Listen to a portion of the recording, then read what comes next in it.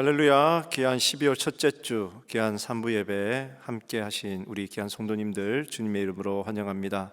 오늘도 마음을 다하여 정성을 다하여 하나님을 찬양하기 원합니다. 이 시간 우리 함께 선포함으로 귀한 예배 주님 앞에 올려드리도록 하겠습니다.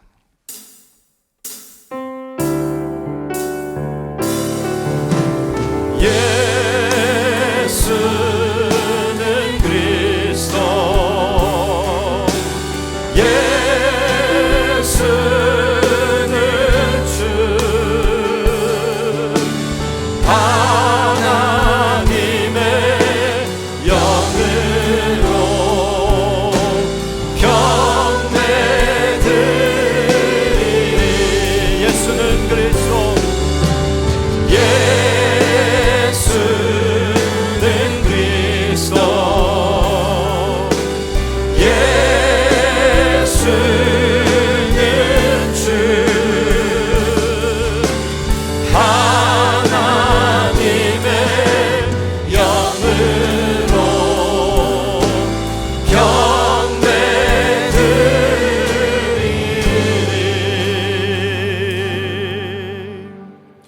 나의 영혼아 잠잠히 하나님만 바라라. 물은 나의 소망이 그로부터 나오는도다.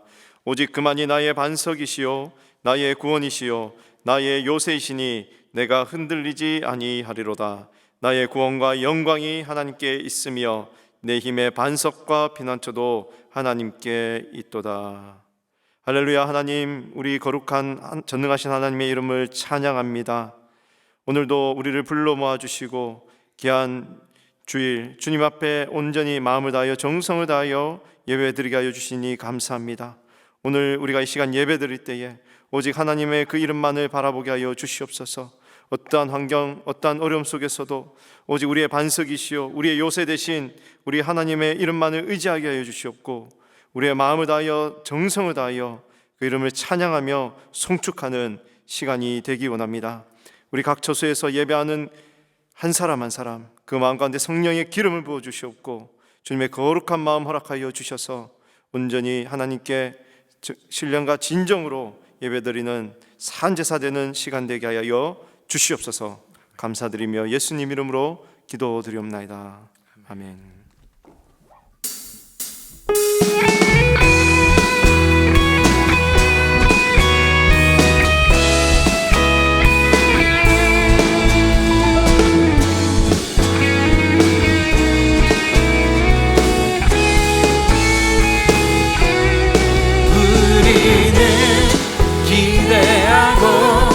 기도하며 기다리네.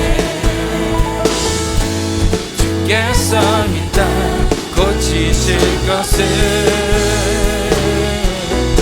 우리는 기대하고 기도하며 기다리네. 주 예수 이름 높이 서리라. 담대하라, 감사하라, 기뻐하라, 송축하라. 만유보다 크신 하나님 그 약속들이 지키시리라.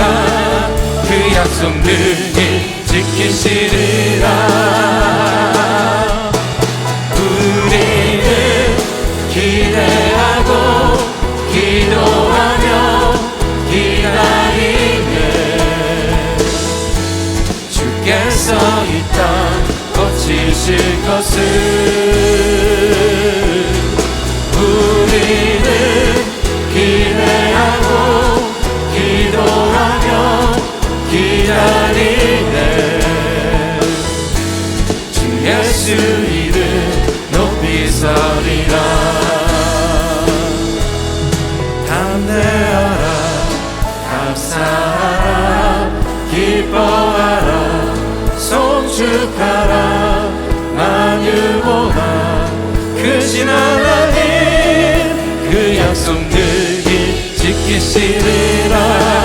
그 약속들이 지키시리라.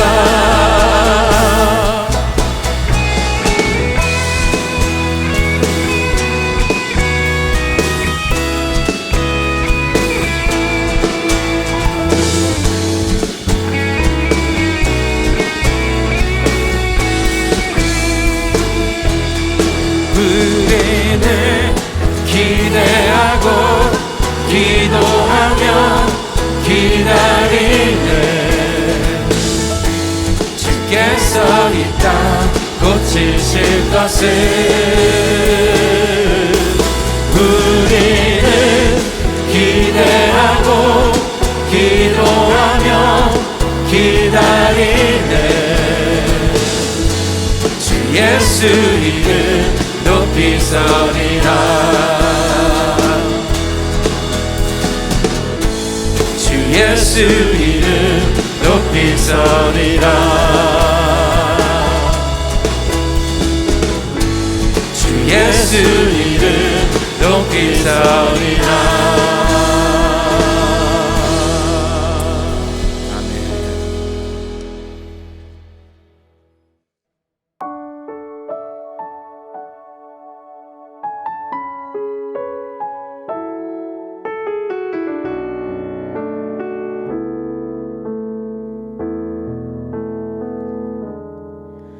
고난 중에 주음성 들을 수 없다 해도 참된 진리 되신 주 나는 붙드네.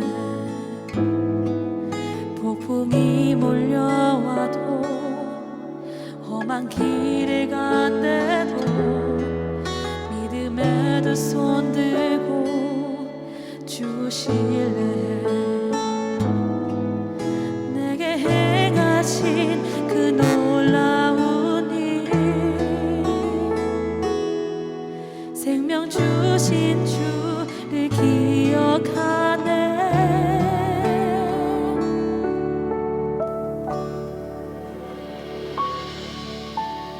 그 사랑이 내려와 날 자유케 하셨네. 주님의 것 산과 골짜기에서 내 영혼 노래하네. 영원히 나는 주님의 것.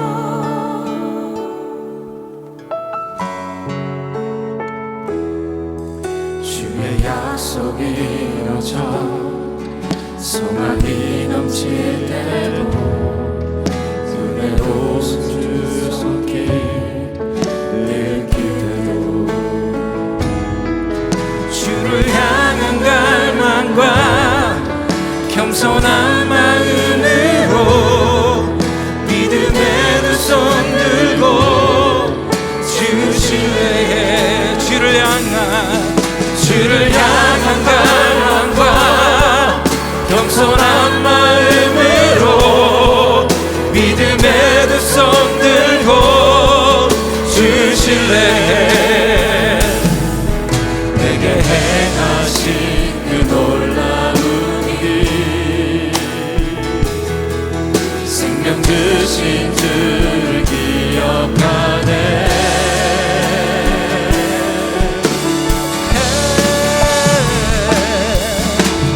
그 사랑이 내려와 날 자유케 하셨네.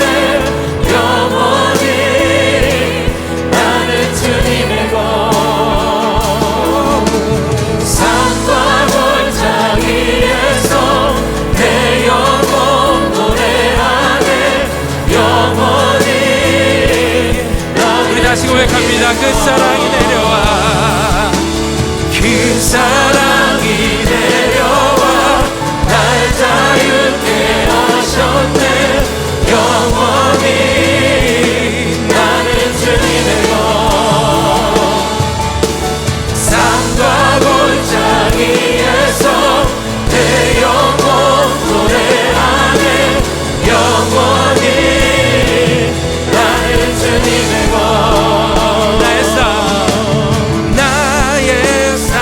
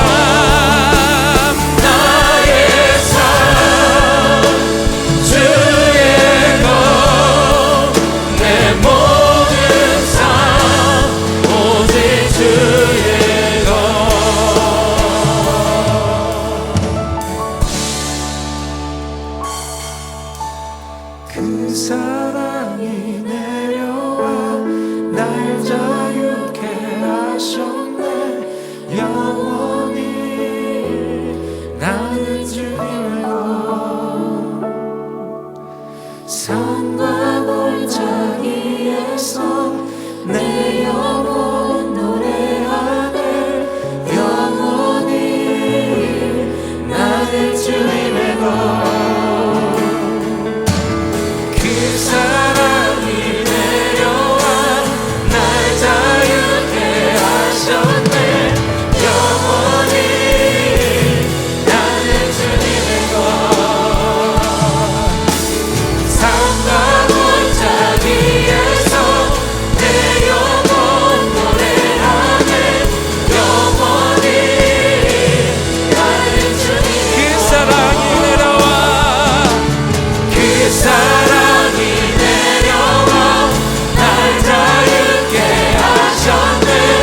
영원히 나는 주님의 삶과 골짜기에서 내 영혼 노래하네. 영원히 나는 주님의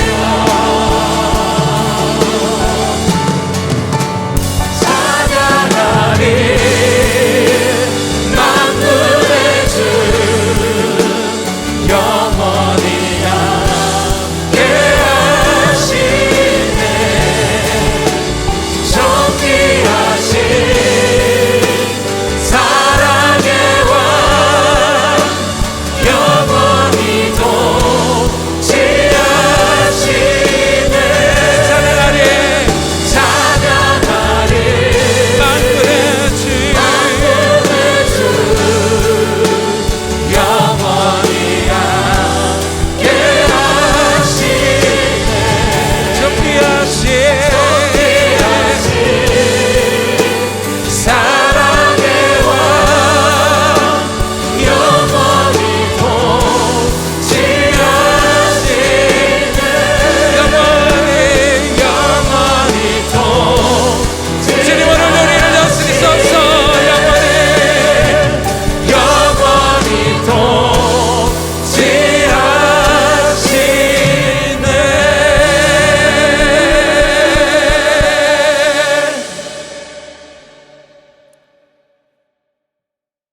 할렐루야. 거룩하신 하나님의 이름을 찬양합니다. 귀하고 복된 주일을 허락하여 주셔서 하나님 앞에 나와 예배할 수 있도록 인도하여 주시니 감사합니다. 온라인으로 드려지는 예배지만 우리의 온 마음과 정성을 담아 하나님의 이름을 찬양하며 전심을 다해 기도하고 하나님 한 분만을 주목하는 예배되게 인도하여 주시옵소서. 각 처소에서 예배드리는 모든 예배자에게 하나님의 거룩한 임재를 경험하는 축복된 시간으로 인도하여 주시길 기도합니다. 두려워 말라. 내가 너와 함께함이라. 놀라지 말라. 나는 내 하나님이 됨이라. 내가 너를 굳세게 하리라. 참으로 너를 도와주리라. 참으로 나의 의로운 오른손으로 너를 붙들리라. 주님, 저희가 지나가는 코로나라는 긴 어둠의 시간이 동굴이 아니라 출구가 있는 터널을 통과하고 있음을 믿습니다. 이 어둠의 시간 속에서도 항상 신실하게 저희와 함께하여 주시고 저희의 하나님이 되어주시고 저희를 도와주시고 붙들어 주시는 하나님으로 인해 넉넉히 이 어둠의 시간을 이겨낼 수 있도록 인도하여 주시옵소서. 이 고난의 시간을 통해서 하나님을 더욱 깊이 경험하며 견고한 믿음의 사람으로 변화되는 복된 시간으로 인도하여 주시옵소서. 주님, 2020년 가을학기 제자훈련을 은혜 가운데 마칠 수 있도록 인도하여 주셔서 감사합니다. 예전처럼 교회에서 모일 수 없는 환경 가운데서도 온라인으로 제자훈련을 인도하여 주셔서 지난 13주간 하나님의 은혜 가운데 하나님의 말씀을 공부하고 영적인 제자의 삶을 훈련하는 시간이었음을 고백합니다. 이번에 제자훈련을 수료하는 모든 학습자들이 주님의 참된 제자가 되어 주님의 몸된 교회를 위해 헌신하는 든든한 일꾼으로 세워주시길 간구합니다. 그들의 섬김을 통해 주님의 몸된 교회가 주님 주시는 사명을 잘 감당하게 하옵소서. 하나님, 세계 선교와 선교사님을 위해 기도하기 원합니다. 주님이 명하신 지상 대명령을 위해 세계 각 선교지에서 빛도 이름도 없이 헌신하시는 선교사님과 그 사역 위에 기름 부어 주셔서 전 세계적으로 불어닥친 코로나의 위기 속에서도 전 세계 복음화가 중단 없이 진행되도록 인도하여 주시옵소서. 우리 남가주 새누리교회가 세계 선교를 위해 쓰임받는 선교하는 교회 되도록 인도하여 주시옵소서. 오늘 말씀을 증거하시는 박성근 담임 목사님을 축복하며 기도하기 원합니다. 담임 목사님에게 하나님이 주시는 지혜와 권세와 능력과 영육 간의 강건함을 충만하게 부어주셔서 우리 교회를 하나님이 기뻐하시는 방향으로 이끌고 나가시도록 인도하여 주시옵소서. 오늘 말씀을 선포하실 때 그 말씀이 우리의 영과 혼과 관절과 골수를 찔러 쪼개어서 말씀으로 은혜 받고 변화받는 시간으로 인도하여 주시옵소서. 예배의 시종을 주님께 맡기오며 살아계신 예수님의 이름으로 기도하옵나이다. 아멘.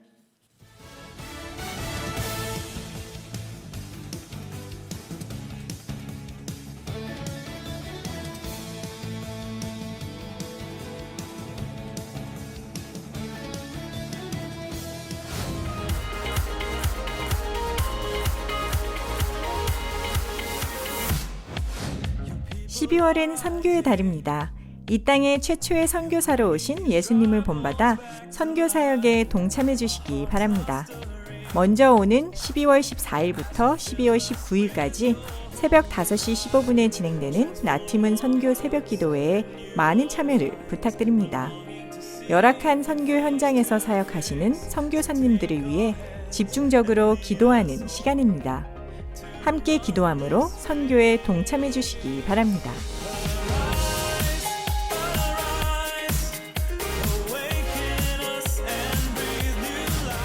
하나님께서는 지난 175년 동안 남침례교 국제선교부를 통해서 열방을 향해 복음을 전하게 하셨습니다. 현재도 3,623명의 IMB 선교사들이 복음을 전해 89,325명을 전도했고 그 중에 47,929명이 침례를 받고 12,368개의 교회들이 개척되었습니다. 성탄헌금은 나팀은 선교헌금으로 선교헌금 전액은 남침례회 국제선교부 선교사들과 본교회 선교사역을 위해 사용됩니다. 금년도 본교회 나팀은 선교헌금 목표액은 5만 불입니다.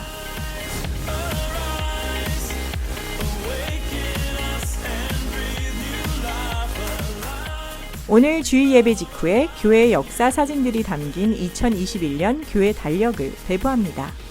현관에 있는 안내석에서 한 가정당 한 부씩 받아가시기 바랍니다. 각 교구별로 받지 못한 가정들만큼 수령하셔서 양무리별로 전달해 주시기 바랍니다. 주님 안에서 행복한 한 주 보내시길 바랍니다. 오늘 귀한 예배 함께 하신 여러분 모두를 다시 한번 주님의 이름으로 환영합니다. 또 각 가정에서 처소에서 또 온라인으로 예배하시는 모든 분들도 환영합니다. 벌써 12월이죠. 금년은 코로나와 씨름하는 사이 벌써 다 지나가는 것 같습니다. 모든 것이 불투명하고 아직도 힘들긴 하지만 그래도 또 백신 접종이 곧 된다고 하니까 또 희망이 없는 것도 아닙니다. 그럴지라도 여러분께서 건강 유의하시고 마스크 꼭 착용하시기를 바랍니다. 광고에서 보신 것처럼 성탄은 선교입니다. 그래서 나팀은 선교 새벽 기도를 위한 이 시간 기억하시고 많은 분들이 참여해 주시기를 바라고 또 성탄 선교 헌금 위해서도 기도해 주시기를 바랍니다. 내년도 달력이 나왔습니다. 금년에는 행사가 없는 관계로 좀 특별한 컨셉으로 달력을 제작했습니다. 64년간 역사를 되돌아보면서 베렌더 공동체 64년의 발자취라는 제목으로 달력을 제작을 했습니다. 그래서 우리 김동영 목사님, 안사모님의 자취도 거기 들어가 있고 옛날 교회 당과 교회 모습의 사진도 많이 들어가 있습니다. 그래서 소중한 역사적 자료들이 많기 때문에 아마 한 가정에 여러분이 이 달력을 간직하는 것도 굉장히 유익하지 않을까 생각을 합니다. 교회에 나올 수 없는 분들을 위해서 이 교구에서 좀 달력을 가져가셔서 나눠주시면 좋겠고요. 가능하면 교회로 오셔서 또 픽업하실 분은 픽업해 가시고 그것도 안 되는 경우에는 교회로 연락을 하시면 필요한 만큼 저희들이 메일로 보내드리려고 생각하고 있습니다. 이 달력을 통해서 다시 한번 우리 지난 64년을 돌아보며 또 하나님께 감사하는 기회가 됐으면 좋겠습니다. 그 외 나머지 광고 내용들 잘 참조하셔서 함께해 주시기를 바랍니다. 이 시간 드릴 헌물을 위해서 함께 기도하겠습니다. 하나님 감사합니다. 코로나가 점점 더 창궐하고 어려운 소식들이 많이 들려오는 가운데 있지만 그럼에도 불구하고 하나님은 스틸 우리 하나님이 되시고 운행하시며 일하고 계신다는 사실을 감사합니다. 환경이나 주어진 여건 보지 않도록 도와주시고 일하시는 하나님, 기적을 행하시는 그 하나님을 신뢰함으로 믿음 가운데 견고하게 서는 우리 모두 되게 하여 주옵소서. 이 시간 우리의 마음과 정성을 담아 소중한 예물을 주님께 올립니다. 11조 헌금과 감사의 제목들과 선교와 구제를 위해 드려진 모든 헌물들을 축복해 주시고 하나님의 목적과 인공위에 바르게 쓰임받도록 은혜를 베푸시며 또 힘든 가운데도 헌신한 모든 가정들을 복되게 하셔서 더 부유한 가운데 주를 섬길 수 있도록 은총을 베풀어 주시옵소서. 예수님의 이름으로 기도하옵나이다. 아멘.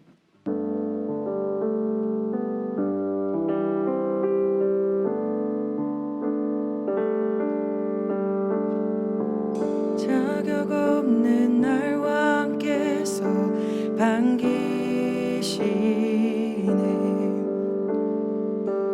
잃어버린 날 찾으신 오 그 사랑, 오 그 사랑. 독생자 예수 자유케 하네. 주의 자녀라 하시네. 내 모든 죄대 속하신 주의 은혜 나 죄 아래 있을 때 나를 위하여 죽으신 예수 독생자 예수 자유케 하네. 주의 자녀라 하시네. 아버지 집에 거할 곳 있네. 주의 자녀라 하시네. 택하시고 지키시며 날 자녀라 하시네. 그의 소유 삼으시고 날 자녀라 하시네. 택하시고 지키시며 날 자녀라 하시네. 그의 소유 삼으시고 날 자녀라 하시네. 날 자녀라 하시네. 날 자녀라 하시네.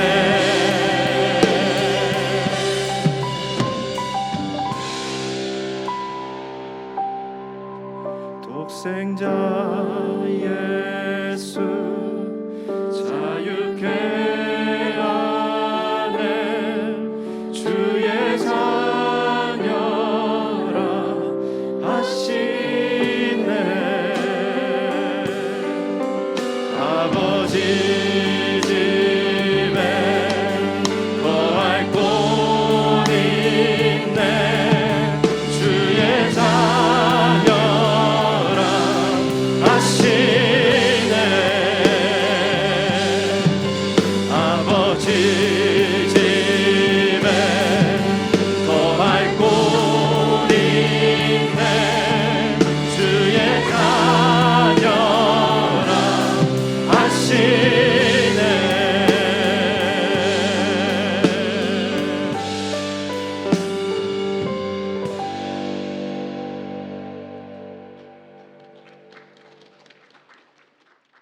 터널의 끝을 보라. 호세아 1장 1절로 11절까지 말씀입니다. 우시아와 요담과 아하스와 히스기야가 이어 유다 왕이 된 시대, 곧 요아스의 아들 여로보암이 이스라엘 왕이 된 시대에 부에리의 아들 호세아에게 임한 여호와의 말씀이라. 여호와께서 처음 호세아에게 말씀하실 때 여호와께서 호세아에게 이르시되 너는 가서 음란한 여자를 맞이하여 음란한 자식들을 낳으라. 이 나라가 여호와를 떠나 그게 음란함이니라 하시니 이에 그가 가서 디블라임의 딸 고멜을 맞이하였더니 고멜이 임신하여 아들을 낳으매 여호와께서 호세아에게 이르시되 그의 이름을 이스르엘이라 하라. 조금 후에 내가 이스라엘의 피를 예후의 집에 갚으며 이스라엘 족속의 나라를 폐할 것임이니라. 그날에 내가 이스라엘 골짜기에서 이스라엘의 활을 꺾으리라 하시니라. 고멜이 또 임신하여 딸을 낳으매 여호와께서 호세아에게 이르시되 그의 이름을 로르하마라 하라. 내가 다시는 이스라엘 족속을 긍휼히 여겨서 용서하지 않을 것임이니라. 그러나 내가 유다 족속을 긍휼히 여겨 그들의 하나님 여호와로 구원하겠고 활과 칼이나 전쟁이나 말과 마병으로 구원하지 아니하리라 하시니라. 고멜이 로르하마를 젖된 후에 또 임신하여 아들을 낳으매 여호와께서 이르시되 그의 이름을 로암미라 하라. 너희는 내 백성이 아니요 나는 너희 하나님이 되지 아니할 것임이니라.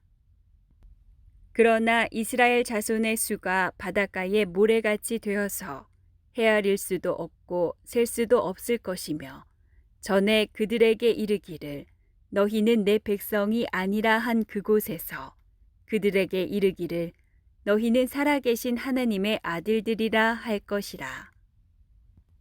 이에 유다 자손과 이스라엘 자손이 함께 모여 한 우두머리를 세우고 그 땅에서부터 올라오리니 이스라엘의 날이 클 것임이로다. 아멘. 흔히 인생이 겪는 고난의 시간을 동굴이나 터널로 비유하는 것을 볼 때가 많습니다. 캄캄하고 답답하기 때문이겠죠. 그러나 동굴과 터널은 다른 것입니다. 동굴은 들어가는 입구만 있지 출구가 없습니다. 그러므로 깊이 들어갈수록 더 어둡고 답답하기 마련입니다. 그러나 터널은 다릅니다. 들어가는 입구도 있지만 반드시 나가는 출구가 있습니다. 그리고 그 출구 끝에는 항상 빛이 기다리고 있습니다. 그러므로 터널을 지나는 사람은 현재 자신의 눈앞이 아무리 캄캄하고 어두워도 낙심하지 않습니다. 조금만 더 가면 더 밝고 빛난 출구가 기다리고 있음을 알기 때문입니다. 우리 크리스찬 삶에도 어둠이 찾아올 때가 있습니다. 그러나 그것은 동굴의 시간이 아니라 터널을 통과하는 시간이라고 보아야 됩니다. 이런 면에서 우리는 아무리 고난의 터널이 깊고 길어도 당황하거나 절망해서는 아니 됩니다. 하나님께서 준비해 두신 축복의 출구가 반드시 있을 것이기 때문에 그렇습니다. 지난 추수감사절 저녁에 미랄의 밤이 온라인을 통해 방영이 됐습니다. 여러분 가운데도 많은 분이 보신 줄 압니다만은 순서 중에 한국의 이지선 자매가 간증을 하는 시간이 있었습니다. 이지선 자매는 지금 물론 한동대에서 교수로 가르치고 계십니다만은 여러분 잘 아시는 대로 20대 초반에 음주운전사가 낸 사고로 전신의 55%의 화상을 입는 최악의 참상을 겪었던 분이시죠. 이 피부가 보호 역할을 해야 되는데 피부가 없기 때문에 붕대를 전신에 감고 소독약을 뿌리며 부태했다고 했습니다. 얼굴에도 피부가 없으니까 눈을 감을 수가 없어서 뜬 눈으로 밤낮을 지샐 정도로 고통스러운 나날을 보냈습니다. 그럼에도 불구하고 자신을 받아서 수술해 줄 병원이 어레인지가 되지 않아서 기다리는 시간을 가질 수밖에 없었습니다. 사고를 당한 것이 여름철이었는데 자기 마음의 소원이 첫눈이 오기 전에 수술을 받는 것이었습니다. 그런데 겨울이 오고 크리스마스가 다가오는데 아무런 진전이 없었습니다. 그때 지선자매가 느꼈던 것이 동굴 속에 갇힌 자신의 모습이었다고 합니다. 캄캄하고 답답한 채 모든 것이 막혀있는 자신의 현실을 동굴로 본 것입니다. 그랬는데 성탄들이 가까우면서 친구들이 보내준 성탄 카드가 도착하기 시작했습니다. 청년부 지체들이 보내준 카드도 있고 교회에서 보내준 카드도 있고 심지어는 모르시는 분들인데도 카드를 보내주신 경우가 있었어요. 그때 그녀는 그 카드를 모두 자기 병실 앞 벽면에다가 다 붙여놓고 거기에 새겨진 말씀을 읽으면서 힘을 얻었다고 합니다. 작은 글씨이긴 하지만 성탄을 알리는 소중한 말씀들이 절망 가운데 처한 그녀에게 소망의 빛을 안겨준 것입니다. 그 결과 그 다음에 봄에 수술을 받는 것이 가능했고 나중에 모든 것이 다 회복이 되었습니다. 그 후에 이분이 한 고백이 다음과 같습니다. 지나고 나서 보니 내 인생은 동굴이 아니라 터널이었습니다. 모든 어둠의 터널 뒤에 하나님이 준비해 놓으신 축복의 출구가 있다는 사실이 얼마나 감사한지를 고백하는 영상을 제가 보았습니다. 여러분, 우리가 원하든 원하지 않은 우리 삶 속에도 어둠의 시간이 찾아올 수가 있죠. 그러나 우리가 당하는 어두움은 터널을 통과하는 시간입니다. 즉 이것이 우리의 끝이 아니라 이 어두운 터널 뒤에 하나님이 준비하신 출구가 반드시 존재한다는 것입니다. 지금 우리가 겪고 있는 코로나 문제도 마찬가지라고 생각합니다. 코로나 사태가 우리가 생각했던 것보다 길게 가고 있는 것은 사실이죠. 아직도 언제 끝날지 모르는 불확실성 속에 살고 있는 것도 사실입니다. 그러나 터널은 반드시 끝나는 순간이 있다는 사실을 기억하시기 바랍니다. 하나님께서 모든 것을 다스리시기 때문입니다. 이와 같이 하나님이 우리 인생을 위해 출구를 준비하셨다는 사실을 믿고 비록 현실이 어둡고 암담할지라도 믿음으로 잘 극복해 나아갈 때에 하나님의 사람답게 바르게 살 수가 있는 것입니다. 하나님은 어둠의 현실 너머에 어떤 출구를 준비해 놓았을까요? 그리고 그 출구를 향해 나아가려면 과연 무엇이 우리에게 필요할까요? 오늘 주신 본문을 중심으로 이것을 함께 정리해 보려고 합니다. 우리 같이 봉독한 본문에 보시면 영적 암흑의 시기에 하나님이 준비하신 출구를 선포했던 호세아 선지자에 대한 말씀이 오늘 본문의 내용입니다. 오늘부터 제가 호세아서를 연속으로 강의하려고 준비하고 있습니다만은 호세아서는 구약의 소선지서 12권을 시작하는 첫 번째 책이죠. 저는 개인적으로 이 책을 참 좋아합니다. 왜냐하면 호세아의 별명이 구약의 바울입니다.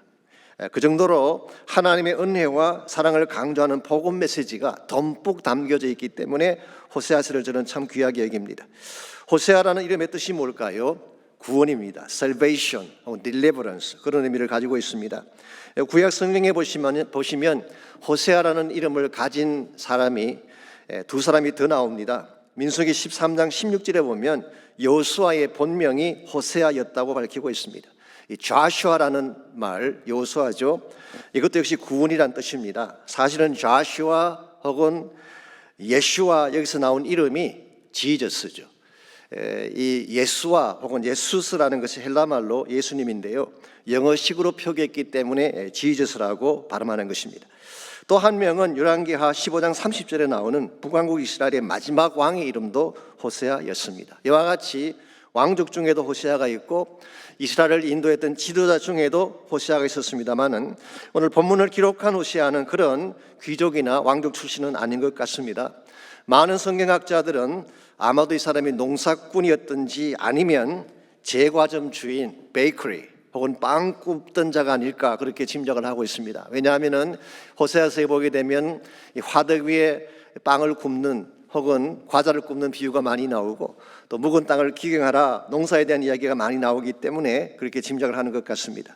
자, 그렇다면 호세아가 사역했던 그 시기는 어느 시기였을까요? 1절 말씀 보시게 되면 그가 사역했던 역사적 배경이 소개가 되어 있습니다. 우시아와 요담과 아하스와 히스기야가 이어 유다 왕이 된 시대, 곧 요아스의 아들 여로보암이 이스라엘 왕이 된 시대에 부엘의 아들 호세아에게 임한 말씀이라고 했습니다. 남쪽 왕국인 유다에 4명의 왕이 다스리고 있던 시기, 그리고 북왕국 이스라엘에는 여로보암이 다스린 때라고 밝히고 있습니다. 여기에 소개된 여로보암은 우리 흔히 말하는 여로보암 2세를 말하는 것입니다. 즉 주전 8세기 중엽경이 오늘 본문을 기록한 시대적 배경이라고 할 수가 있죠. 이때가 언제냐고 하면 이스라엘이 정치적으로 경제적으로 가장 부유했던 시기였습니다. 어떤 분들은 이스라엘 역사상 제2의 전성기가 도래했다 그렇게 말할 정도로 솔로몬 시대 수준까지 영토를 확장하고 백성들의 삶이 부유했던 시기였습니다. 근데 참 아이러니한 사실이 뭔지 아십니까? 이와 같이 경제적인 부가 찾아오고 정치적인 안정이 찾아왔는데 영적으로는 가장 어둡고 암담한 시기가 바로 이때였습니다. 우상 숭배와 음란으로 온 땅이 가득 차고 하나님의 심판이 코앞에 닥쳤던 때가 이때였습니다. 왜 이와 같은 현상이 일어났을까요? 경제적으로 잘 살게 되고 정치가 안정이 되면 더 하나님을 잘 섬기고 바르게 살아야 될 텐데 왜 반대로 하나님을 버리고 우상을 섬기며 거룩한 삶 대신 음란한 삶을 추구하게 된 것일까요? 그 이유는 그들의 근본이 바뀌지 않아서 그런 것입니다. 기억하실지 모르지만 북왕국 이스라엘이 시작할 때 어떻게 시작했나요? 북왕국의 초대 왕이 여로보암 1세입니다. 그가 나라를 시작한 후에 제일 첫 번째 한 일이 베델과 단이라는 두 곳에 금송아지 신상을 세우는 일을 했어요. 그리고 예루살렘을 향한 제사를 금지시키고 그 신상을 애굽 땅에서 너희를 인도해낸 신이라 그렇게 규정을 하고 우상에게 경배하도록 만들었습니다. 이와 같이 근본 마음이 우상에게 빼앗긴 상태이기 때문에 정치가 안정되고 경제적 부가 쌓인다고 해서 하나님을 경배할 가능성은 없습니다. 아마도 이렇게 그들은 생각했을 거예요. 이젠 하나님 없이도 잘 살 수 있게 돼서 우리 힘으로 이룩한 이 위대한 경제와 막강한 국력을 봐, 이런 성공적인 인생 여정에 하나님이 왜 필요해? 아마 이와 같은 자세로 하나님을 배척하고 세상 쾌락을 따라갔을 가능성이 많습니다. 아무리 환경이 변해도요, 심령의 근본이 바뀌지 않으면 참된 변화가 일어나지 않는 것입니다. 그렉 로리 목사님이 자주 인용하시던 말씀을 소개해드리자면 The problem of the heart, 이 심령의 문제, 마음의 문제가 The problem of the heart is the heart of the problem. 이 마음의 문제, 심령의 문제가 모든 문제의 핵심이다, 그런 말을 했어요. 오늘 이 시대의 문제도 저는 동일하지 않는가 생각합니다. 진짜 문제는 경제가 아닙니다. 진짜 문제는 정치도 아닙니다. maybe 진짜 문제는 팬데믹도 아닐 가능성이 많습니다. 하나님을 떠난 마음이 진짜 문제인 것입니다. 사실은 그 당시 북왕국 이스라엘이 막강할 수 있었던 이유가 여로보암 2세가 잘나서 그런 것이 아닙니다. 국제 정세 때문이었습니다. 당시 북쪽의 위협 국가였던 아람 제국, 우리가 흔히 말하는 시리아 제국이죠. 이 시리아 제국이 신흥 제국인 아수르의 등장으로 세력이 약화된 탓에 주어지게 된 일시적 현상에 불과했습니다. 불과 30년 지나게 되면 사라질 일시적인 부와 안정에 속은 나머지 왕과 백성들이 하나님을 버린 것입니다. 그 결과 그들은 심판의 벼랑 끝에 서게 되고 온 민족은 뿔뿔이 흩어질 위기에 처하게 되는, 바로 이와 같은 때에 하나님이 호세아를 부르셔서 하나님 메시지를 선포하게 하신 것입니다. 그러므로 호세아는 북왕국 출신으로서 하나님 부름받고 북왕국 이스라엘을 향해서 약 40년 동안 말씀을 선포했던 사역자라고 할 수가 있습니다. 근데 호세아의 사역은 좀 독특한 면이 있습니다. 일반적으로는 말씀을 선포함으로 선지자적 사역을 하는데 호세아의 경우는 가정을 통해서 메시지를 선포하게 된 케이스라고 할 수가 있습니다. 1절과 3절을 보시기 바랍니다. 하나님이 호세아를 부른 후에 제일 첫 번째 주신 분부가 나와 있습니다. 여호와께서 처음 호세아에게 말씀하실 때 여호와께서 호세아에게 이르시되 너는 가서 음란한 여자를 맞이하여 음란한 자식들을 낳으라. 이 나라가 여호와를 떠나 크게 음란함이니라 하시니 이에 그가 가서 디블라임의 딸 고멜을 맞이하였더니 고멜이 임신하여 아들을 낳았다고 했습니다. 하나님이 선지자를 부르신 후에 그에게 분부한 첫 번째 분부가 뭐냐고 하면 음란한 여자와 결혼을 해서 음란한 자식을 낳으라는 것입니다. 이 좀 특이한 분부죠. 아니 더 정확하게 말하면 납득할 수 없는 분부라고 할 수가 있습니다. 정숙한 여인을 맞으라고 한다면 모르겠는데 어떻게 음란한 여자를 맞으라고 하시는 것일까? 그러나 거룩한 하나님이 자신의 선지자에게 어떻게 이런 분부를 할 수가 있겠어요? 얼핏 납득이 가지 않을 수가 있습니다. 그래서 어떤 분들은 이것은 진짜 결혼하라는 뜻이 아니라 하나의 비유다, 하나의 환상이다, 그렇게 해석하기도 합니다. 그러나 저는 그게 동의하지 않습니다. 호세아서 전체를 보게 되면 이것은 실제적인 결혼이었던 것 같고 실제로 자녀들을 낳은 사실을 볼 수가 있습니다. 왜 하나님께서 이와 같은 일을 하셨을까? 오늘 본문이 암시로 말하고 있지만 이 나라가 여호와를 떠나 크게 음란하였기 때문이다. 즉 호세아 가정의 사건을 통하여서 음란 가운데 빠진 이스라엘 백성들에게 메시지를 선포하기 위함이라고 밝히고 있습니다.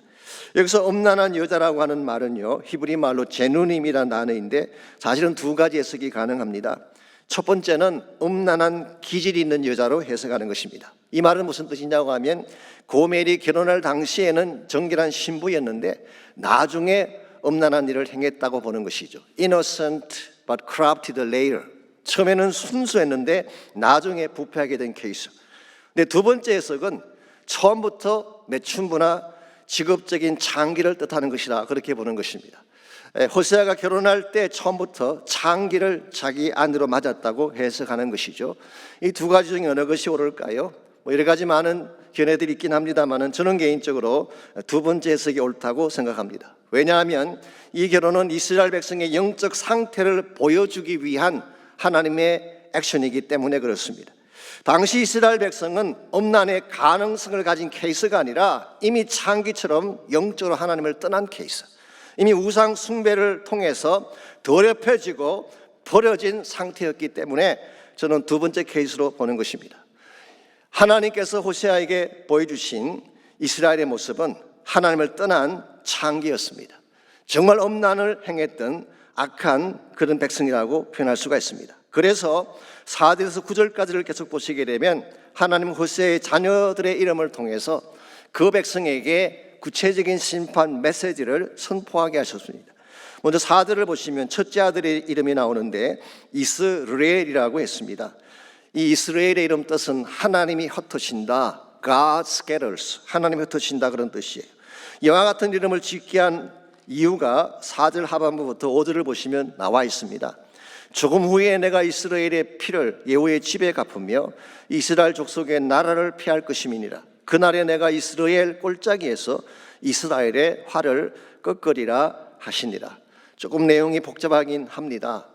그러나 우리는 말씀을 사모하는 사람들이니까 두리뭉실 지나갈 수는 없습니다. 조금 힘들긴 하지만 정리하는 게 좋을 것 같습니다.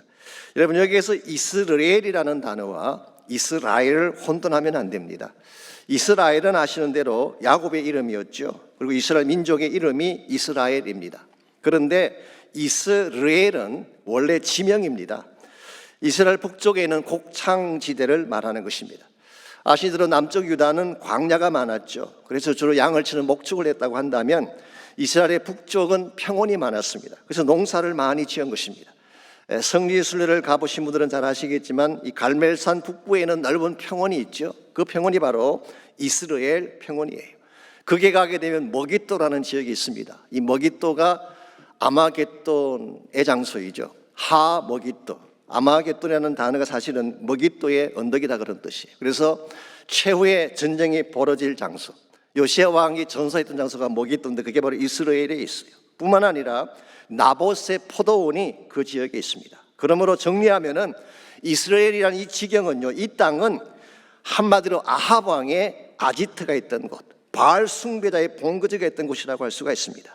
그래서 하나님은 그날에 그 지역에서 이스라엘의 활을 꺾으시리라, 북왕국 이스라엘을 심판하시겠다 그런 뜻이에요. 그래서 이스라엘이라는 이 아들의 이름은 바로 심판의 메시지를 담고 있다고 할 수가 있습니다.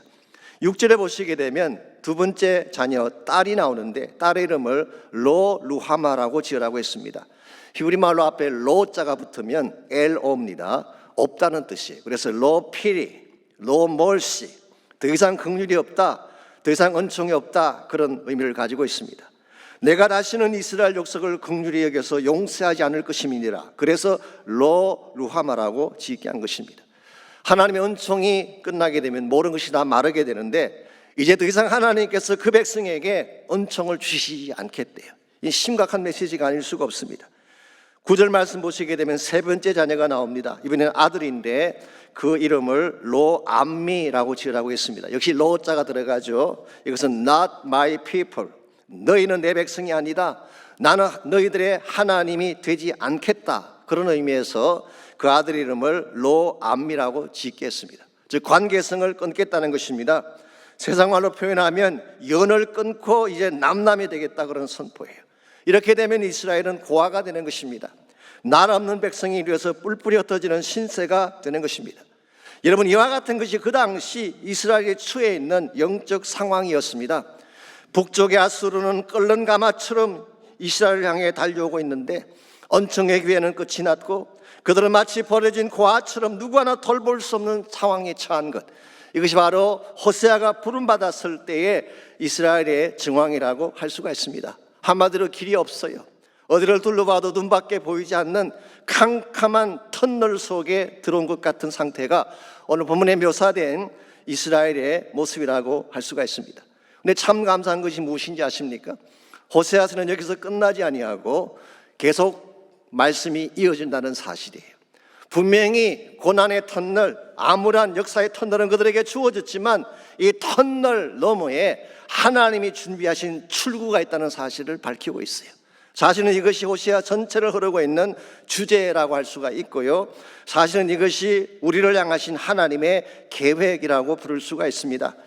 여러분, 하나님을 떠나서 범죄하고 절망의 수렁에 빠진 것이 이스라엘 백성에게만 해당될까요? 아닙니다. 우리도 마찬가지예요. 우리 모두도 우리의 죄악 때문에 절망의 수렁에 빠지고 빠져나올 수 없는 고난의 현장에 처한 것이 사실이죠. 그런데 참 감사한 것이 무엇인가요? 하나님은 인간의 실패가 끝나는 곳에 하나님의 출구를 예비해 두셨다가 그것을 향해 나아갈 수 있게 만든다는 사실이에요.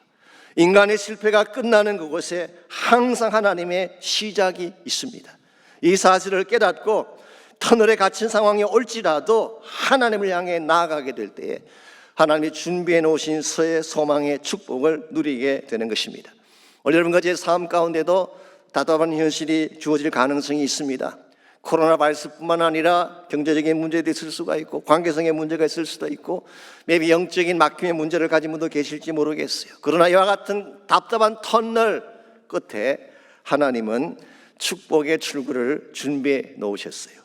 우리 인생의 터널 끝에, 절망의 터널 끝에 하나님은 과연 무엇을 준비해 놓으셨을까요? 오늘 같이 봉독했던 10절과 11절을 보게 되면 하나님은 절망의 터널 끝에 세 가지 회복을 준비해 놓으셨어요. 여러분, 이 사실을 알게 되면 여러분 인생 가운데 어떠한 고난의 터널이 주어져도 하나님의 축복을 향해 나아갈 수가 있게 됩니다. 그래서 오늘 이 시간에 하나님이 터널이 끝나는 곳에 준비해 놓으신 세 가지 차원의 출구 혹은 세 가지 차원의 회복을 여러분과 함께 나누려고 합니다. 첫 번째로 하나님이 준비하신 것이 언약의 회복을 준비해 놓고 계세요. 언약의 회복. 10절 말씀 제가 봅니다. 그러나 이스라엘의 자손의 수가, 이게 그러나가 굉장히 중요한 but, 빅 반전이죠. 아주 큰 반전이 시작됨을 보인 것입니다. 제가 ISV라는 성경이 있습니다. International Standard Version인데요. Despite this, 이와 같은 상황에도 불구하고 그렇게 번역했어요.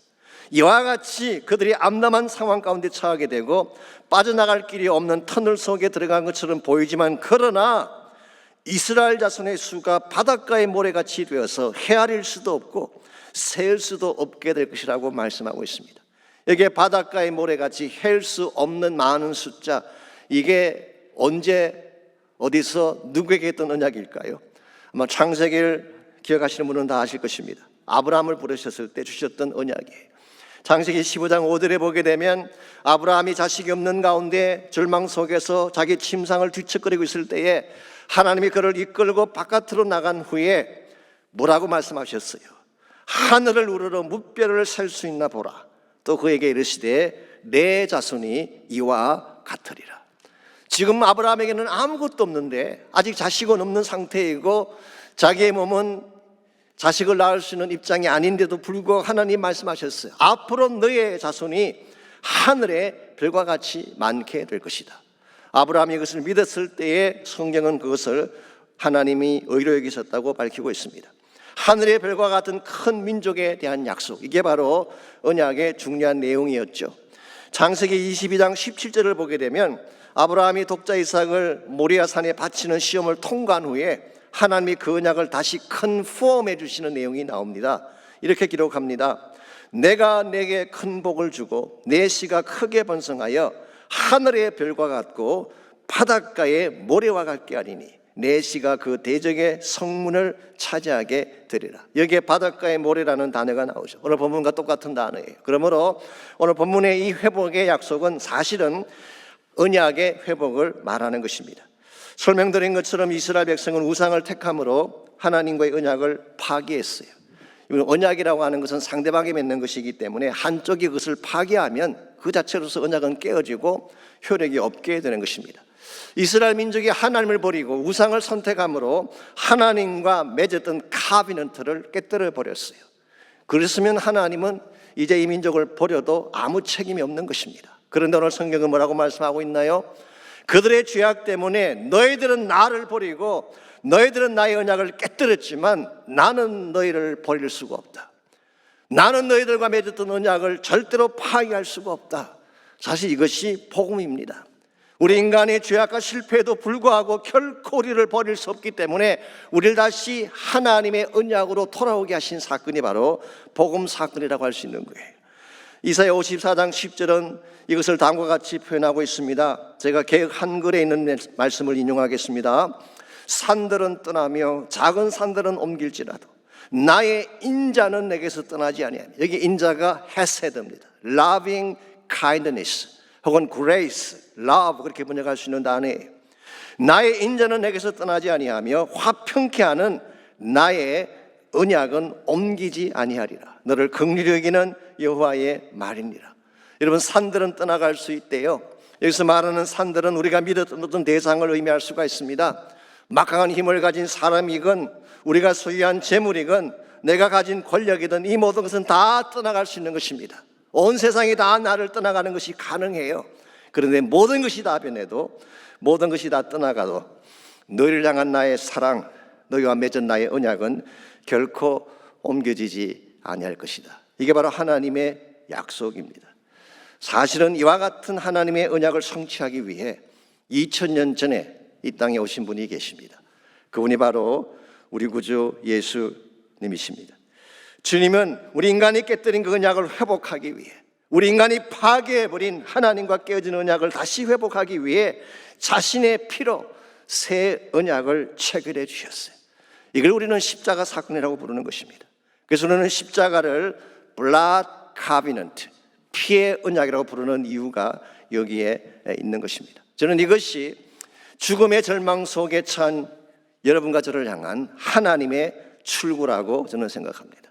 하나님은 우리의 죄악 때문에 죽을 수밖에 없는 가운데 있는 인류를 건져내기 위해서 예수님을 통해 언약을 회복하시고 그 언약의 십자가를 통해 다시 하나님의 은혜 앞에 나아갈 수 있도록 길을 열어 주신 것입니다. 그 결과 우리는 아브라함이 가졌던 모든 축복을 우리도 누리게 되고 하나님 나라를 유산으로 물려받게 되고, 그리고 우리 삶 가운데 아무리 어려운 절망이 찾아와도 하나님의 보호하심 가운데에 넉넉하게 승리하며 살 수 있도록 이끌어 주시는 것입니다.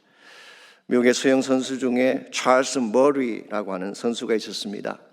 이분은 1967년도에 신시내티 대학을 다니고 있었는데요. 그 다음해인 1968년도에 하계 올림픽이 있었습니다. 그 올림픽에 출전하기 위해서 수영, 다이빙 연습을 열심히 하는 분이었어요. 사실은 이 청년이 한때는 하나님을 믿고 교회를 나가던 친구인데 이런저런 핑계로 하나님을 믿지 않고 교회로 나가지 않는 가운데에 그는 올림픽에 나가서 꼭 금메달을 따고 싶다는 그 열망으로 연습을 정말 많이 했습니다. 어느 날 밤인데요, 잠이 오지 않아서 연습하기 위해서 수영장으로 나갔습니다. 나갔더니 달빛이 아주 찬란하게 비치는 그런 밤이었습니다. 이 찰스가 달빛 아래서 다이빙을 연습하기 위해서 다이빙대로 올라서서 양손을 크게 벌렸어요. 그랬더니 달빛에 자신의 그림자가 그 맞은편에 있는 수영장 반대편에 있는 벽에 그 그림자가 비치는데 팔을 벌린 그것이 꼭 십자가 형상처럼 보인 것입니다. 이 십자가 형상을 보는 순간 그의 마음속에 한동안 잊어버렸던 하나님이 생각이 났어요. 아마 성령께서 감동을 주신 탓인 줄 압니다. 그리고 자신도 모르게 십자가를 찬양하는 찬송이 터져나온 것입니다. 이 찬송을 다 부르고 났더니 수영을 연습할 마음이 사라져서 그냥 그는 다이빙 계단을 내려오게 됐어요. 내려오던 중에 놀라운 사실 하나를 발견하고 깜짝 놀라게 됩니다. 왜냐하면 수영장에 물이 하나도 없었던 것입니다. 이 관리하는 사람이 청소하기 위해서 물을 빼놓았던 것인데 밤이라서 미처 그것을 보지 못하고 그는 다이빙대 위로 올라간 것입니다. 만일 그날 밤에 그가 뛰어내렸다면 어떻게 됐을까요? 그는 그대로 죽고 말았을 것입니다. 결국 달빛에 비추인 십자가가 자기를 구원한 것입니다. 이 사실을 깨달은 찰스 머레이가 그 자리에 무릎을 꿇고 하나님께 회개 기도를 드립니다. 십자가 은혜로 자신을 구원해 주신 것을 감사하고 하나님을 떠나갔던 그가 마치 돌아온 탕자처럼 아버지 품으로 돌아옴을 고백하며 그의 삶에 새로운 계기가 시작되었다고 하는 간증이 있습니다. 여러분, 십자가는 우리를 살리는 능력을 가지고 있어요.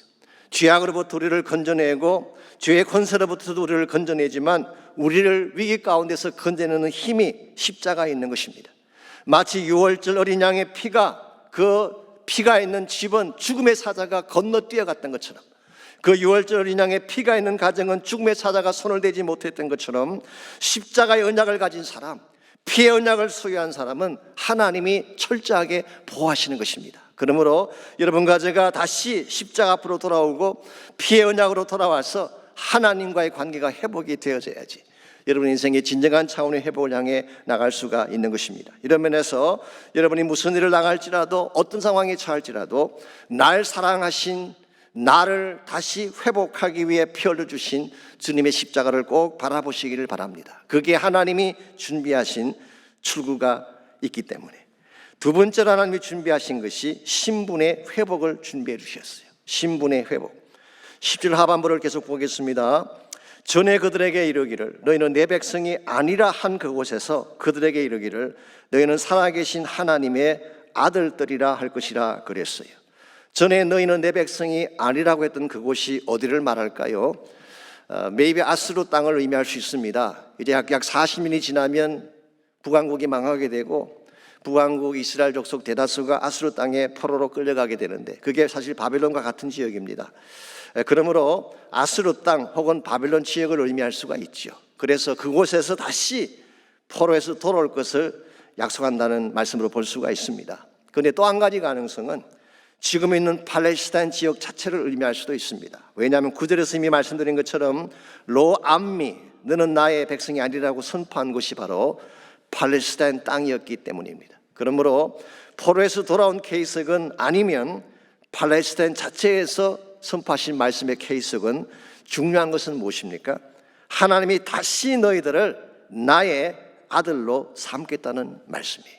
즉 상실했던 신분을 회복하겠다는 것입니다. 이것이 하나님과 절망의 터널에 빠진 인간을 위해 준비하신 두 번째 출구라고 할 수가 있습니다. 사실 우리 인생은 죄로 말미암아 하나님과 관계가 끊어지고 말지 않았습니까? 하나님과 관계가 끊어지게 되면요, 여러분은 마음 둘 곳이 없어지게 돼요. 몸 둘 곳을 찾지 못하는 것입니다. 고아처럼 헤매게 되는 것입니다. 그런데 이와 같이 관계가 끊어져서 아무도 돌볼 자가 없는 여러분과 저를 하나님 예수 그리스도를 통해서 다시 하나님의 자녀 삼아 주셨어요. 그 결과 우리는 하나님의 우리에게 본래 주셨던 신분을 회복하고 하나님의 아들과 딸로서 살 수 있게 된 것이죠. 이게 복음이고 이게 사실은 은혜입니다. 여러분, 우리 인생을 가장 아프게 하는 이슈 중에 하나가 뭔지 아십니까? 이 관계성의 단절이 일어났을 때에 가장 큰 아픔을 가질 수가 있습니다. 고아들을 불쌍하다고 말하는 경우가 가끔 있는데요, 가장 불쌍한 이유가 뭔지 아십니까? 아파도 아프다고 말할 대상이 없다는 사실이에요. 제가 아는 목사님 사모님이 한국에서 이런 글을 쓰신 걸 제가 오래전에 본 적이 있습니다. 그 사모님은 특수교육과를 전공하고 특수한 아이들을 돌보는 사역을 많이 하셨어요. 그래서 그분이 가깝게 돌보던 아이 중에 민수라고 하는 초등학교 1학년 아이가 있었는데 부모가 없는 고아였습니다. 그래서 가끔 자기 집에 데리고 와서 같은 나이에 자기 아들과 같이 잠도 재우고 그런 일을 했어요. 그런데 하루는 자기 아들이 밤에 잠을 자다가 침대에서 쿵 하고 떨어졌어요. 그러니까 엄마 하고 우는 것입니다. 그때 이 사모님이 급히 달려가서 아파하는 아들을 가슴으로 안아주면서 괜찮아, 엄마가 있잖아, 그렇게 말을 했어요. 이 말을 하는 순간 문득 자기 마음 이런 생각이 들더라고 합니다. 하나님, 고아들은 이와 같은 때에 누구를 부르나요? 당혹스럽고 아픈 일이 갑자기 생겼을 때 고아들은 누구를 불러야 할까요? 아파서 그래도 달려올 자가 없다는 사실, 짜증나고 속이 상해도 때를 쓸 엄마가 없다는 사실, 이게 사실은 고아들이 가지고 있는 가장 큰 아픔이라고 할 수가 있죠. 오늘 세상에 영적인 고아들이 많습니다. 하나님 만나지 못한 사람들은 다 이와 같은 상태에 있는 것입니다. 아무리 아파도 그 마음을 달래줄 자가 없어요. 아무리 큰 고통을 당해도 나를 돕기 위해 달려올 자가 없는, 이게 바로 영적인 고아의 상태예요. 근데 하나님은 이와 같은 우리를 예수님을 통해서 다시 신분을 회복시켜 주시고 하나님의 아들과 딸이 되게 하신 것입니다. 요한복음 1장 12절에 뭐라고 되어 있나요? 영접하는 자, 곧 그 이름을 믿는 자들에게는 하나님의 자녀가 되는 권세를 주셨다고 했어요. 여러분들은 하나님의 자녀가 된 줄 믿습니다. 권세를 가진 거예요. 하나님의 아버지십니다. 여러분이 아무리 힘들 때에 부르짖어도 당장 달려가서 도와줄 수 있는 하늘 아버지가 계시는 분들, 그게 여러분들이에요. 이게 신분이 회복되었기 때문에 가능한 것입니다. 이제는 우리가 힘들 때 혼자 바둥거릴 필요가 없습니다. 하나님께 요청하면 돼요. 길이 막혔을 때 당황할 필요가 없습니다. 하나님께 도와달라고 부르짖으면 되는 것입니다. 먹을 것이 없어서 망설일 필요가 없습니다. 하나님께 채워달라고 하면 하나님 채워주실 거예요. 이와 같이 하나님은 우리의 언약을 회복시켜 주심으로 우리를 살게 하셨을 뿐만 아니라, 두 번째는 신분을 회복시켜 주심으로 하나님과의 관계를 회복시켜 주시고 자녀됨의 모든 축복을 누리게 하셨어요. 마지막 세 번째로 하나님이 준비하신 회복, 이것이 바로 비전의 회복입니다. 이것이 바로 하나님이 준비하신 세 번째 출구라고 부를 수가 있겠습니다. 11절 말씀 보겠습니다. 이에 유다 자손과 이스라엘 자손이 함께 모여 한 우두머리를 세우고 그 땅에서부터 올라오리니 이스라엘의 날이 클 것이미로다. 자, 여기서 주목해야 될 것이 한 가지 있는데요, 유다 자손과 이스라엘 자손이 함께 한 우두머리를 세운다고 말씀하고 있어요. 여러분 아시는 대로 남쪽 유다와 북왕국 이스라엘은 솔로몬 이후로 갈라진 국가입니다. 남과 북으로 나누어졌죠.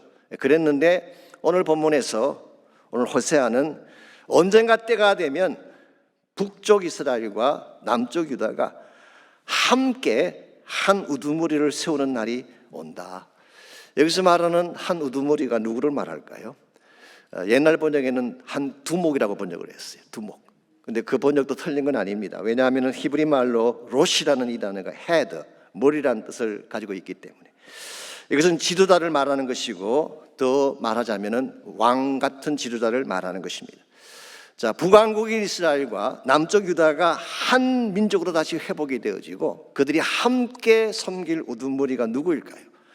이것은 바로 예수 그리스도를 말하는 것입니다. 그러므로 이 말씀은 사실은 장차 예수님께서 오셔서 모든 열방을 다시 통합하고 모든 민족을 다시 회복해서 함께 하나님 나라를 만들 비전을 설명한 것입니다. 그날이 오면은, 그랬기 때문에 그날이 오면 이스라엘의 날이 클 것이미로다, 그렇게 말씀했어요. 이건 좀 해석이 필요합니다.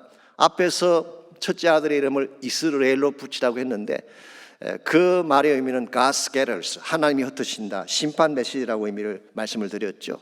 그런데 이스라엘이라는 단어에는 또 한 가지 의미가 있어요.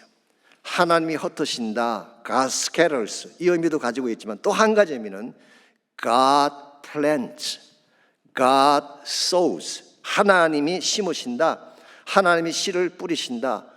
이 두 가지 의미를 함께 갖추고 있는 단어가 바로 이스라엘이라고 하는 단어입니다. 이와 같은 것을 더블 커노테이션, 이중적 의미라고 이야기하죠. 옛날에 저희 둘째 아이가 어렸을 때, 아주 어렸을 때 저에게 가끔 이렇게 조크를 한 적이 있습니다. 하루는 저에게 와서, 아빠, do you know why bicycle keeps on falling down? 왜 자전거가 자꾸 넘어지는지 아느냐고. I don't know. You tell me. 난 모르겠다. 네가 말해봐라. 그랬더니 because it's too tired. 여기 to라는 단어가 나오죠. TWO를 의미할 수도 있고 TOO를 의미할 수도 있어요.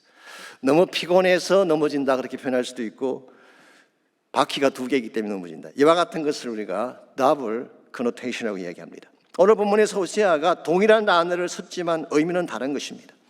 심판을 선포했을 때 이스라엘은 하나님이 흩으시고 깨뜨리는 장소였어요. 그랬는데 그 동일한 장소에 하나님은 복음의 씨앗을 뿌리셔서 엄청난 추수의 열매를 거두시겠다는 것입니다. 이게 하나님께서 마지막 시대 하시는 일이에요. 우리 인간의 죄악 때문에 흩어지고 나누어진 열방들 10년 가운데에 하나님이 복음의 씨앗을 뿌려주셔서 모든 민족 모든 족속이 왕 되신 하나님께 나아가서 하나님을 찬양하며 복음의 꽃을 피우며 하나님 나라를 만들어가는 비전, 이것이 하나님이 여러분과 저를 위해 준비해 두신 궁극적인 출구라고 할 수가 있습니다. 이 비전이 없다면 우리가 사는 것이 답답할 수밖에 없어요. 그냥 나에게 주어진 것, 매일매일 사는 것, 먹고 자고 일어나는 것, 이것만으로는 충분하지가 않습니다. 우리에게 이와 같은 하나님의 준비하신 출구가 분명해야지. 내가 살아야 될 이유, 내 비전의 진정한 의미가 나에게 주어져야지 우리 인생을 바르게 살아갈 수가 있는 것입니다. 저는 성탄절의 의미가 바로 이와 같은 하나님의 비전을 이루는 데 있다고 생각을 합니다. 예수님께서 2000년 전 이 땅에 오신 목적은 절망의 터널 가운데서 신음하는 인류를 구출해서 하나님 나라를 이루기 위해 예수님께서 이 땅에 오신 것입니다. 여러분과 이 사실을 바로 알고 성탄의 의미를 바르게 행할 수 있을 때에 개인적으로도 하나님께 바르게 쓰임받을 수가 있고 교회적으로도 하나님의 바르게 쓰임받는 교회가 되는 것입니다. 이런 측면에서 성탄은 선교입니다. 절망에 빠져 허우적거리는 수많은 사람들에게 하나님이 준비하신 새 소망의 출구가 있다는 사실을 선포하고 이 복음을 전가하는 사건이 바로 성탄 사건이라고 할 수가 있습니다. 아직도 하나님을 알지 못하는 수많은 사람들에게 필요한 것은 하나님이 준비하신 새 생명과 소망의 출구예요. 이것이 바로 성탄 사건입니다. 우리는 성탄을 그저 즐기고 누리는 데만 관심 갖고 보낼 것이 아니라 이 사실을 알지 못한 채 지금도 방황하고 있는 수많은 사람들에게 여기에 소망이 있음을 선포하고 예수 그리스도만이 우리 인생의 진정한 해답이라는 사실을 알려주는 것, 이것이 바로 우리가 마땅해야 될 선교 사명이고 우리의 의무라고 생각을 합니다. 이런 의미에서 우리가 이제 성탄의 계절이 다가오는데 우리 성탄의 계절을 준비하면서 아직도 이 세상에는 절망 가운데 사는 사람들이 너무나 많습니다. 터널에 갇힌 채 갈 바를 알지 못해하는 수많은 심령들이 있습니다. 우리 그들에게 바른 복음을 전가할 수 있도록 여러분이 헌신하며 기도하면 좋겠어요. 혹시 여러분 가운데 여러분 자신이 아직도 터널 가운데 갇혀서 힘들어하는 분이 혹시 계신다면 이 시간 하나님이 준비하신 소망의 출구를 신뢰하고 하나님께도 믿음으로 나가는 시간이 있기를 바랍니다. 하나님께 나가서 기도하고 부르짖게 되면 하나님이 깨어진 언약도 회복시켜 주시고 자녀됨의 축복도 회복시켜 주시고 또 하나님이 직접 기적을 행하셔서 길도 열어주시고 앞길도 축복되게 아름답게 만들어 주실 것입니다. 이런 면에서 우리가 한번 이 시간에 나를 사랑하기 때문에 인생의 출구를 준비하신 그 하나님 앞에 믿음으로 나아가서 우리 기도하는 시간을 가지면 좋겠습니다. 십자가 언약을 붙잡고 기도하십시오. 하나님의 이름을 품고 기도하시기를 바랍니다. 그리고 이 땅에 있는 수많은 영혼들, 아직도 이 소식을 알지 못하는 수많은 자들에게 예수의 빛된 복음이 잘 증거될 수 있도록 함께 기도하면 좋겠습니다. 우리 한 목소리로 함께 기도하겠습니다. 하나님 감사합니다. 우리를 사랑해 주시고 우리에게 이와 같은 소망의 빛을 갖게 해주신 것을 감사합니다. 이 땅은 어두워져 가고 사람들은 소망의 빛을 잃어가는데 이들에게 진짜 필요한 것은 참 소망이요 생명 되신 예수 그리스도의 이름인 줄 압니다. 이제 성탄은 다가왔지만 세상은 아직도 풀리지 아니하고 세상은 아직도 어두운 가운데 있다는 사실을 압니다. 성탄의 진정한 의미와 빛을 발견하는 이 시대가 되게 도와주시고 이 사명을 바르게 전가할 수 있는 저희와 저희 교회가 되게 도와주셔서 하나님의 복음을 전가하게 하시고 소망을 선포하게 하시고 주의 나라를 전가하며 살아갈 수 있는 우리 모두가 되게 하여 주옵소서. 하나님이 우리의 소망인 것을 고백합니다. 주님의 길을 여시는 자요 기적을 행하시는 자요 어둠 가운데 빛이 되는 분이라는 사실을 고백합니다. 이 사실을 신뢰하고 믿음으로 달려나갈 수 있는 우리 모두가 되게 하여 주시옵소서.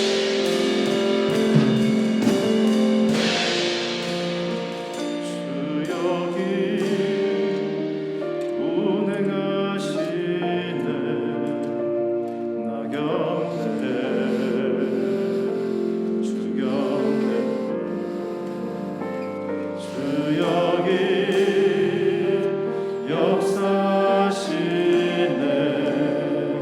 나 곁에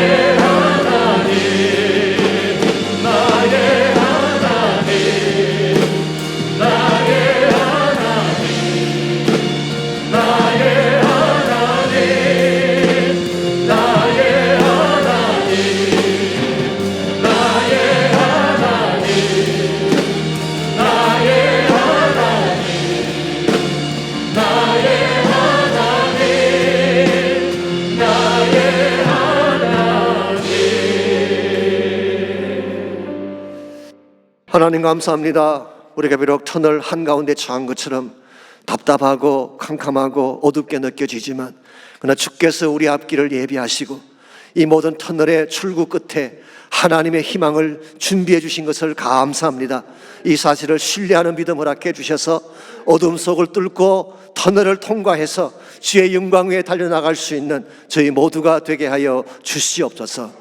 이제는 우리 구주 예수 그리스도의 은혜와 하나님 아버지의 무한하신 사랑과 성령님의 충만한 능력의 임재하심이 이 시간 주 앞에 나와 전심을 다해 예배하고 돌아가는 사랑하는 형제자매 한 분 한 분에게, 또 각 가정에서 처소에서 온라인으로 예배하고 있는 모든 사랑하는 지체 한 분 한 분에게, 또 그들의 가정과 삶의 터전과 자녀들과 자손들 위해 이제로부터 항상 함께하여 주시기를 우리 주님 예수님의 이름으로 간절히 축원하옵나이다.